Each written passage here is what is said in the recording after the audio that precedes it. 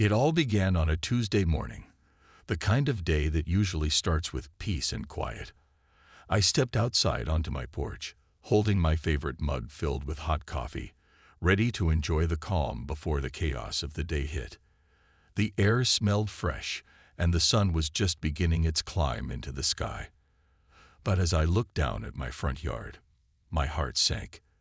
There, right in the middle of my carefully tended lawn, was a car. Not just any car. It was Greg's old, beat-up sedan. I couldn't believe what I was seeing. How could someone park their car on my lawn? It wasn't like there was no other place to leave it. My grass, which I had spent hours mowing and trimming over the weekend, was completely ruined. Tire tracks crisscrossed the green blades, leaving ugly marks everywhere. And then I saw it, my rose bush, one of my favorites, crushed under the bumper of the car. It felt like a punch to the gut. The worst part, I knew exactly who owned the car. Greg lived 3 houses down, and he wasn't exactly known for being considerate.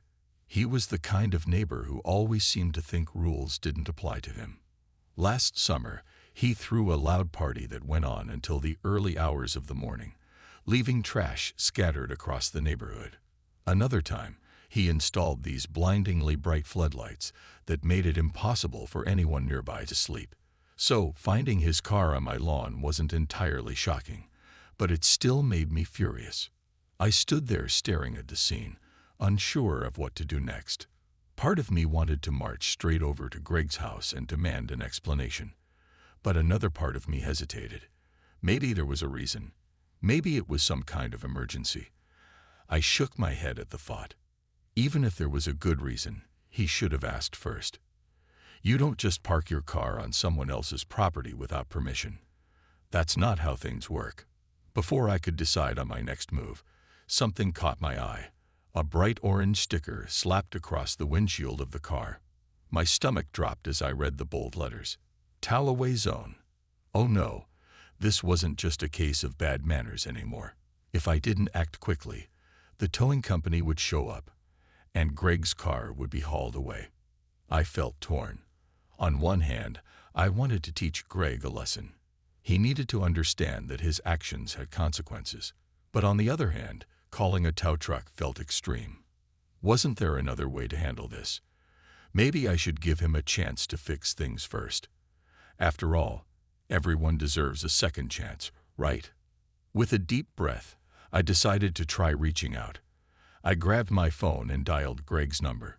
It rang several times before going to voicemail. Great, just great. I left a quick message, asking him to call me back ASAP, and hung up. But even as I did, I noticed headlights turning onto my street. A tow truck was pulling into my driveway. My heart raced as I watched the driver step out of the vehicle. He glanced at the car, nodded to himself, and started setting up the equipment to lift it. Panic set in. Should I stop him, or let things play out? I didn't know what to do. All I knew was that this morning had taken a turn I never expected, and it was only just beginning. The tow truck driver moved with practiced efficiency, hooking up Greg's car as if it were just another routine job. I stood there frozen, my mind racing. Should I intervene? Should I let this happen? My emotions were all over the place. Anger at Greg for treating my lawn like his personal parking lot, guilt for not stopping the tow truck, and a strange sense of satisfaction that he was finally facing consequences for his actions. It was a confusing mix, and I didn't know which feeling to trust. As the tow truck's lift began hoisting the car off the ground, I noticed something else. The neighbors. One by one, they started peeking out of their windows or stepping onto their porches. Some looked curious, others amused, and a few even seemed annoyed. Word travels fast in a neighborhood like ours, and it was clear that everyone had heard about what happened. A small crowd began to gather, whispering among themselves and casting glances in my direction. I suddenly felt like I was on display, the center of attention in a drama I hadn't asked for. Then, as if things couldn't get any worse, Greg appeared. Barefoot, wearing sweatpants, and looking like he'd rolled out of bed in a hurry, he came barreling down the street toward my house. His eyes widened in disbelief when he saw his car suspended in midair. "What is going on here?" he shouted, his voice loud enough to turn every head within earshot. He pointed an accusing finger at me. "Did you call them?" I crossed my arms, trying to stay calm despite the knot forming in my stomach. "No," I said firmly, though my voice wavered slightly. "But maybe if you hadn't parked your car on my lawn without asking, none of this would have happened." Greg stared at me, his face turning red. "It was an emergency," he shot back, throwing his hands in the air. "My driveway was blocked." "An emergency," I repeated, raising an eyebrow. "So you thought it was okay to destroy someone else's property instead? Did it ever occur to you to ask me first? Or park somewhere else?" By now, the entire neighborhood seemed to be watching. The tow truck driver paused, clearly uncomfortable with the escalating argument. Greg sputtered, searching for words but failing to come up with anything convincing. "You're making a huge deal out of nothing," he snapped. "This is ridiculous." "Oh, really?" I countered, gesturing toward my ruined lawn. "Nothing. That's your idea of nothing. Look at my grass. Look at my rose bush. It's completely crushed. And you expect me to just let it slide?" The tension between us was palpable, thick enough to cut with a knife. Greg opened his mouth to argue further, but before he could say anything, a neighbor chimed in. "Come on, Greg," Mrs. Thompson called from her porch. "You can't just park wherever you want. That's not how things work." Greg spun around, glaring at her. "Stay out of this, Linda. This has nothing to do with you." "It does when it affects the whole neighborhood," she replied coolly, folding her arms. Other neighbors nodded in agreement, and Greg's face turned even redder. For the first time, he seemed to realize he was losing the support of the people around him. The tow truck driver cleared his throat, breaking the awkward silence. "If no one's objecting, I'll go ahead and take the car," he said, glancing at me for confirmation. I hesitated, unsure of what to do. Letting the car get towed felt harsh, but at the same time, Greg had brought this on himself. Before I could respond, Greg lunged toward the driver. "Don't touch my car," he yelled. That's when the police arrived. Someone, probably one of the nosier neighbors, had called them, and 2 officers stepped out of their patrol car, surveying the scene with raised eyebrows. "What's going on here?" one of them asked, his tone firm but calm. Greg immediately launched into a rant, pointing fingers and blaming everyone but himself. I took a deep breath and explained the situation as clearly as I could, showing them the damage to my yard and letting them draw their own conclusions. The officers listened patiently, then turned to Greg. "Sir, we're going to need you to step aside while we figure this out," one of them said. As the scene unfolded, I couldn't help but feel overwhelmed. What had started as a simple morning had spiraled into something far bigger than I'd imagined, and I had no idea how it would end. By the time the police finished speaking with Greg and the tow truck driver, the situation had reached a boiling point. The officers made it clear that parking on private property without permission was unacceptable, but they also reminded everyone that resolving disputes peacefully was the best course of action. They suggested Greg pay for the damages to my lawn and work out a solution with me directly. With that, they left, leaving the rest up to us. The tow truck driver, sensing the tension in the air, decided to wait until Greg and I sorted things out. Meanwhile, the neighbors who had gathered began dispersing slowly, though not without throwing a few disapproving glances Greg's way. Mrs. Thompson lingered for a moment longer, giving me a sympathetic smile before heading back inside her house. For a brief second, I felt grateful for her support, but the weight of everything quickly came crashing back down. Greg turned to me, his face flushed and his jaw clenched tightly. "This is all your fault," he muttered under his breath, though loud enough for me to hear.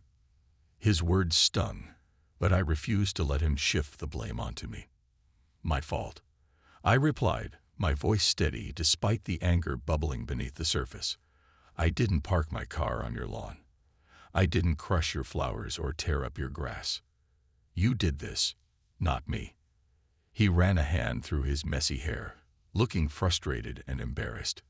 Look, I told you, it was an emergency. My driveway was blocked, and I needed somewhere to park. I didn't think it would be such a big deal. Didn't think, I repeated, incredulous. Greg, you can't just not think when it comes to other people's property. Would you want someone driving over your yard without asking? Or ruining something you worked hard to take care of? He opened his mouth to argue but stopped himself, realizing he didn't have a good answer. Instead, he sighed heavily and looked away, avoiding eye contact. For a moment, he almost seemed remorseful, but then he straightened up, crossing his arms defensively. Fine, he said gruffly. What do you want from me? Money? An apology? What? It was a loaded question, and I hesitated before responding. Part of me wanted to demand more than just financial compensation. I wanted him to understand why what he'd done was wrong. But another part of me knew that dragging this out wouldn't solve anything. We needed to find a way to move forward, even if it wasn't perfect. I want you to fix my lawn, I said finally, my tone firm but measured. And replace the rose bush you crushed. That's non-negotiable. And next time, because there better not be a next time, you ask first. Greg nodded reluctantly, though I could tell he wasn't happy about it. Fine, he muttered again. I'll take care of it. With that, the immediate crisis was resolved, or so it seemed. The tow truck driver unhooked Greg's car and drove off, leaving behind an uneasy quiet. As Greg walked back to his house, shaking his head and muttering to himself, I couldn't help but feel drained. The confrontation had been exhausting, both emotionally and mentally. But as I stood there surveying the damage to my yard, I realized something important. Standing up for myself wasn't easy, but it was necessary. If I hadn't said anything, if I hadn't pushed back, Greg might have continued thinking it was okay to treat others' property however he pleased. This wasn't just about my lawn. It was about setting boundaries and holding people accountable. Still, I couldn't shake the feeling that this wasn't truly over. Greg wasn't the kind of person to let something like this go quietly. He might have backed down today, but I doubted he'd forget it anytime soon. And deep down, I wondered how long it would take before our fragile truce fell apart again. For now, though, I focused on what I could control. I grabbed my phone and snapped a few pictures of the damaged area for insurance purposes, then started researching local landscapers who could help repair the mess. One thing was certain, life on Maplewood Lane would never be boring. And sometimes, that was both a blessing and a curse. Later that evening, after the chaos of the day had settled, I sat on my couch staring at the blank screen of my laptop. My mind was still replaying the events of the morning. The crushed rose bush, Greg's angry accusations, the crowd of neighbors watching like it was some kind of reality show. It felt surreal, almost like I'd been thrust into a story I didn't sign up for. But instead of letting myself spiral into frustration, I decided to do something productive. I opened Reddit. I've always found comfort in online communities, especially ones where people share their own experiences and advice. So I headed to our /entitled people, a subreddit known for its tales of unreasonable behavior and boundary-crossing antics. I typed out my story carefully, making sure to include all the details.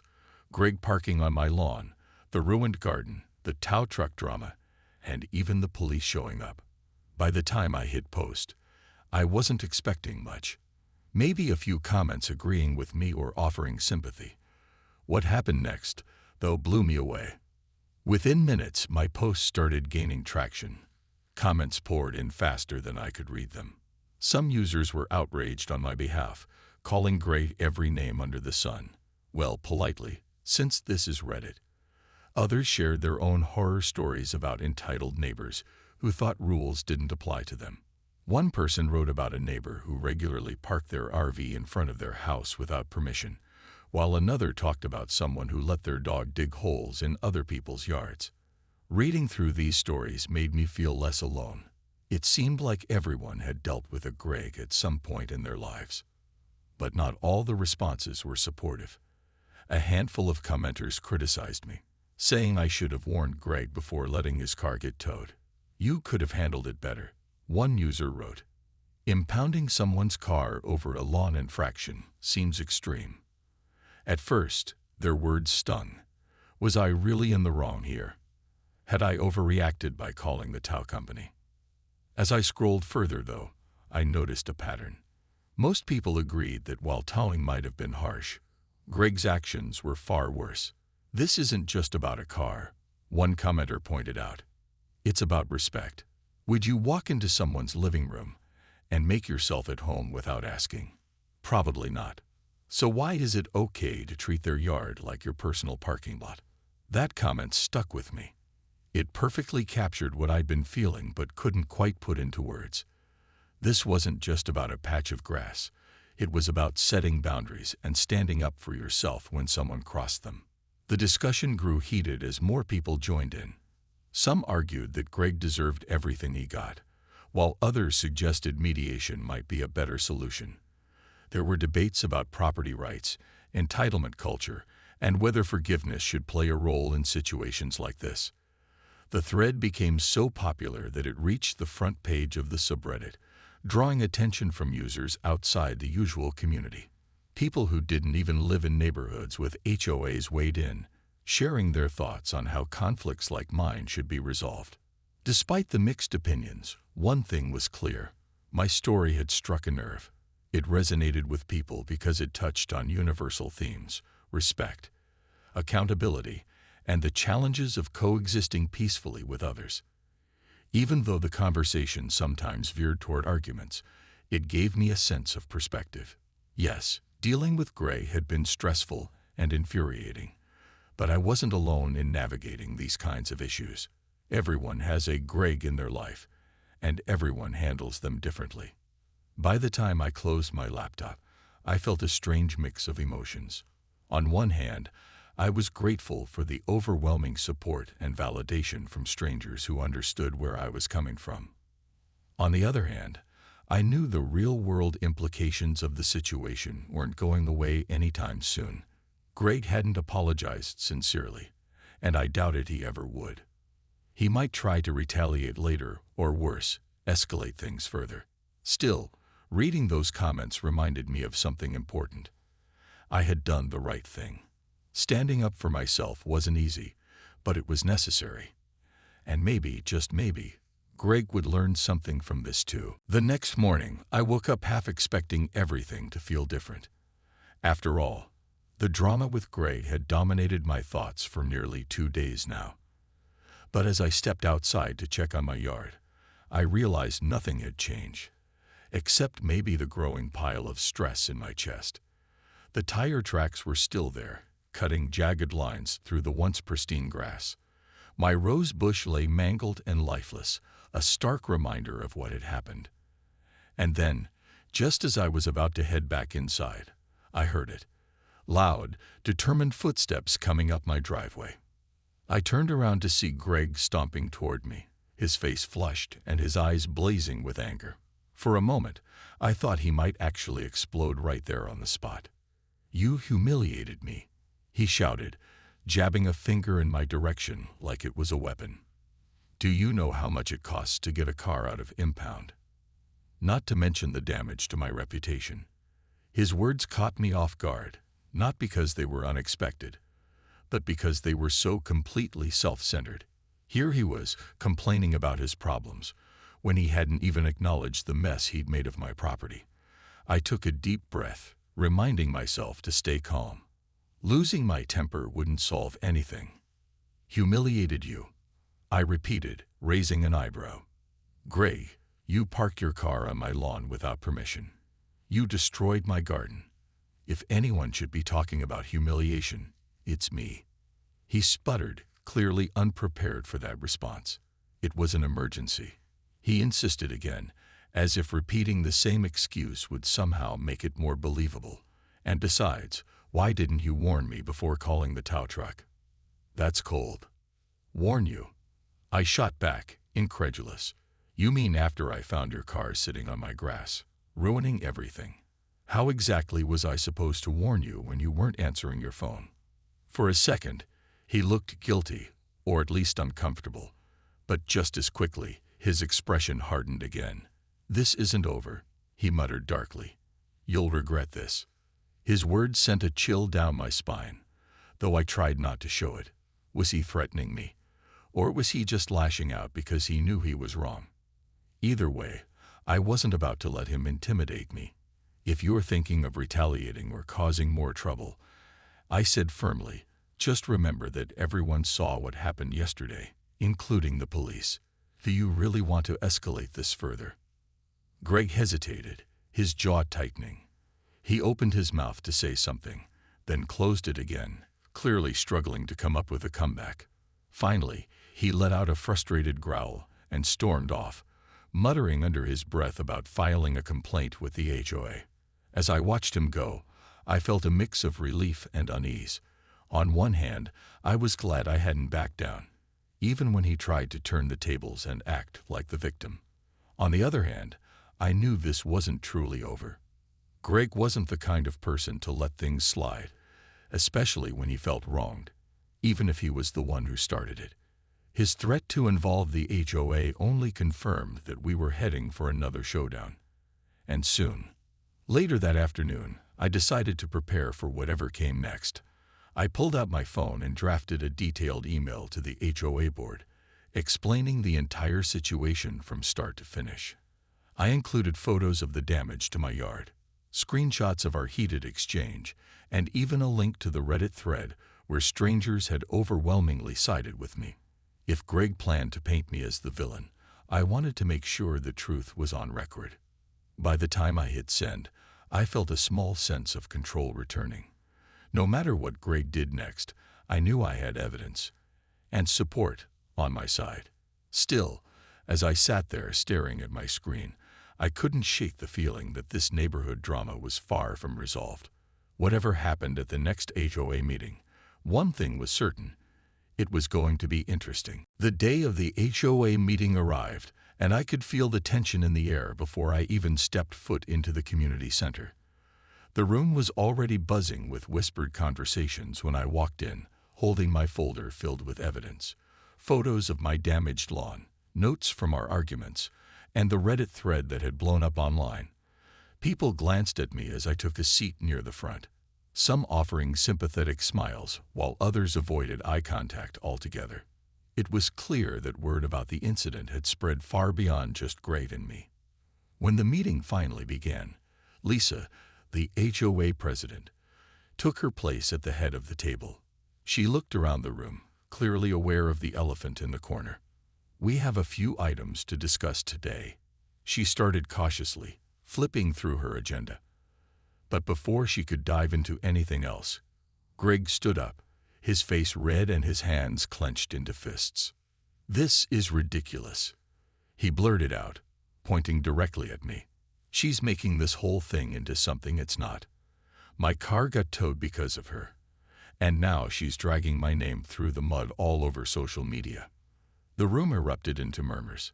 Some people nodded along with Greg, while others exchanged skeptical glances.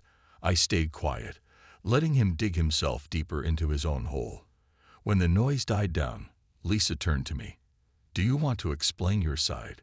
she asked, her tone calm but firm. I stood up, clutching my folder tightly. Taking a deep breath, I began recounting everything that had happened, from finding Greg's car on my lawn to the confrontation with the tow truck driver and the police. As I spoke, I passed around printed copies of the photos showing the damage to my yard. "This isn't just about a car being towed," I said, looking directly at Greg. "It's about respect. You can't treat someone else's property however you want without consequences." Greg interrupted me almost immediately. "It was an emergency. I didn't have a choice." His voice grew louder with each word, and I could see him losing control again. "And besides, why couldn't she just tell me instead of calling the towing company?" That's when Mrs. Thompson chimed in, surprising everyone. "Actually," she said, raising her hand slightly, "you did have options. You could have parked somewhere else or knocked on her door to ask." Instead, you acted like her yard was yours to use however you pleased. Her words drew murmurs of agreement from several neighbors. Even Lisa seemed taken aback by how much support I had. For the first time since this nightmare began, I felt a flicker of hope. Maybe the tide was turning against Greg after all. Lisa tried to keep things under control, steering the conversation toward finding a solution rather than assigning blame. After a long discussion, and plenty more heated back and forth between Greg and me, she proposed a compromise. Greg would pay for the repairs to my lawn and cover the cost of getting his car out of impound. In return, I agreed not to pursue any further action against him. Reluctantly, we both accepted the terms. It wasn't perfect, but it was better than nothing. As the meeting wrapped up, Greg stormed out without another word, slamming the door behind him. The rest of us sat there in silence for a moment, processing what had just happened. Later, as I packed up my things, Lisa approached me. "Thank you for handling this so professionally," she said softly. "I know it couldn't have been easy." I smiled weakly, feeling drained but relieved. "Honestly, I just wanted to stand up for myself," I admitted. "But it's good to know I'm not alone." Walking home that evening, I realized something important. Standing up for yourself doesn't always mean winning outright. Sometimes it means finding common ground, even with someone as difficult as Greg. And while I doubted this would be the last time I dealt with him, I also knew I'd set a precedent. Next time, maybe he'd think twice before crossing someone else's boundaries. In the weeks that followed the HOA meeting, life on Maplewood Lane slowly returned to its usual rhythm, or at least as close to normal as it could get after everything that had happened. Greg kept mostly to himself, avoiding eye contact whenever we crossed paths. Once or twice, I caught him glaring at me from across the street, but he never said a word. It was almost like he'd retreated into his own little world, nursing his wounded pride while trying to figure out his next move. For my part, I focused on repairing the damage he'd caused and reclaiming my sense of peace. The landscapers came by a few days later to fix my lawn. They reseeded the patches where the tire tracks had torn up the grass and planted a new rose bush in place of the one Greg had crushed. Watching them work felt cathartic, like I was rebuilding not just my yard, but also my resolve. By the time they were done, my front lawn looked better than ever, almost as if nothing had happened. Almost. As the days turned into weeks, I noticed subtle changes in the neighborhood dynamic. Some neighbors who had previously stayed quiet started speaking up more, sharing their own frustrations about Greg's behavior over the years. Mrs. Thompson mentioned how relieved she was that someone had finally stood up to him. "It's about time someone put him in his place," she said with a small laugh. "You've inspired us all." Others, however, weren't so quick to take sides. A few people still thought I should have handled things differently, warning me that Greg might retaliate in some way. While their concerns weighed on my mind, I reminded myself that I couldn't live in fear of what-ifs. I'd done what I believed was right, and that was enough. One evening, as I sat on my porch sipping tea and watching the sunset paint the sky in shades of orange and pink, I found myself reflecting on everything that had transpired. The confrontation with Greg had been exhausting, infuriating, and stressful, but it had also taught me something valuable. Standing up for yourself isn't always easy, but it's always worth it. There's a certain kind of strength that comes from setting boundaries and refusing to let others trample over you, even when it feels uncomfortable. Of course, that didn't mean I expected Greg to change overnight, or at all. He was still the same person, prone to selfish decisions and entitled behavior. But maybe, just maybe, he'd think twice before treating someone else's property like his personal dumping ground. If nothing else, the incident had forced him to face consequences for his actions, which was more than he'd probably experienced in a long time. As for me, I decided to focus on the positives. My garden was thriving again. The neighbors seemed friendlier, and I felt a renewed sense of confidence knowing I could handle difficult situations when they arose. Sure, living in a community meant dealing with occasional conflicts and challenges, but it also meant having people around who cared enough to support each other through tough times. Looking back, I realized that this whole ordeal had changed me in ways I hadn't anticipated. I was more assertive now, less willing to let things slide just to avoid confrontation.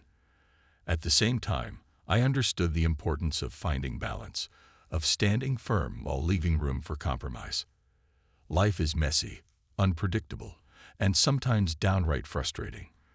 But it's also full of moments of growth, connection, and resilience.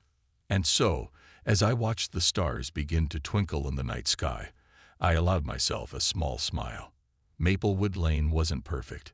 It never would be. But it was home. And despite everything, I wouldn't trade it for anything.